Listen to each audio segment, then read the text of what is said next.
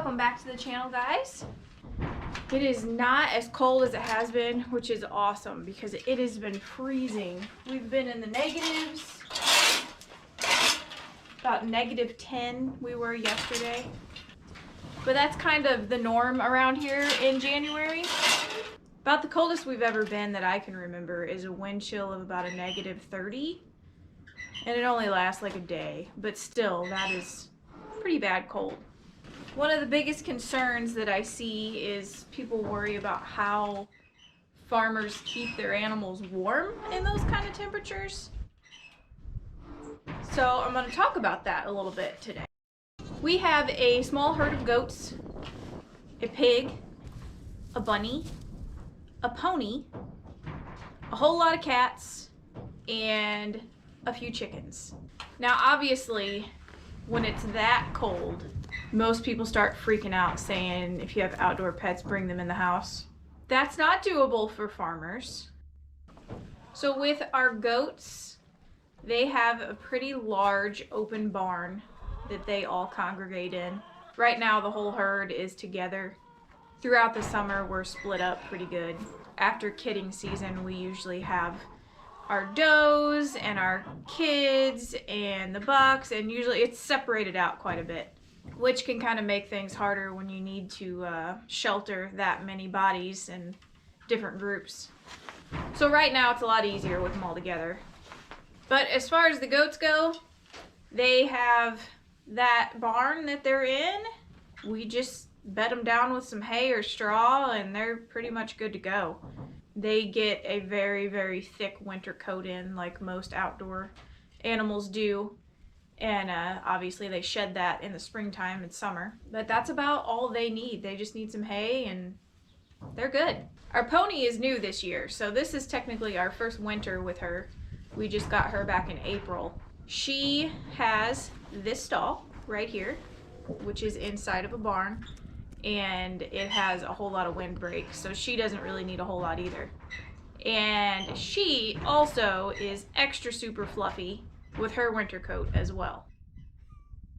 Toby, our little pig, he has his own little room inside of the barn, a different barn also, and he gets lots of hay as well. And believe it or not, pigs also will grow in a winter coat, and he is thick in his right now, so he looks pretty fluffy right now too, opposed to summertime when they're almost completely hairless. But as long as he's got lots of hay, he'll burrow him a little tunnel and he's happy that way too.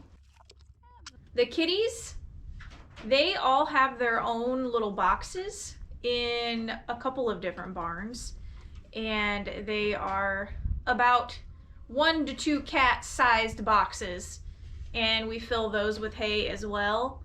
I have a couple of privileged cats that actually come on the porch each night because they're spoiled. But we have a lot of cats, so they don't all do that. But they always have somewhere warm to go. They've got access to all the barns and any of those boxes anytime that they want. Our little bunny, Bun Bun, she is inside of the barn, same barn as Toby, and she has lots of hay.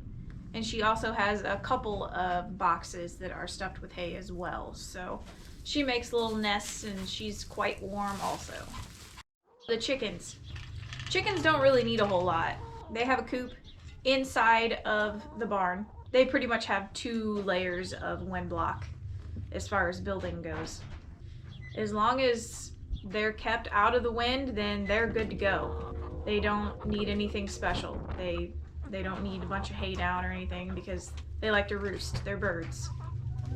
Now, the chickens do not grow any kind of winter coat like the other animals do, but if you've ever watched birds when it's cold out, you'll notice they'll kind of sit in one spot and they'll start fluffing up and getting all puffy.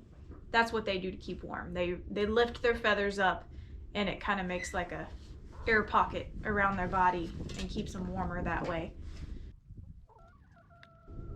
So there's really not a whole lot that we have to do to prepare for winter in that aspect.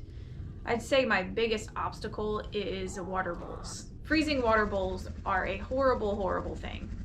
Most of the bowls are heated for our deep winter, there are currently 3 different bowls right now that are running off of electric, so without that, it takes a really long time to do the chores when you have to bust a whole bunch of water bowls that are iced over.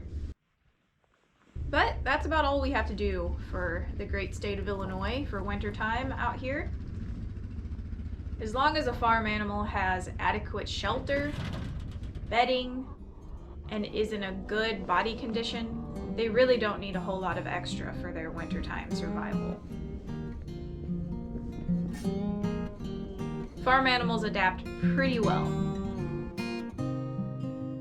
That's it for today's video. I hope you guys enjoyed. We'll see you next time.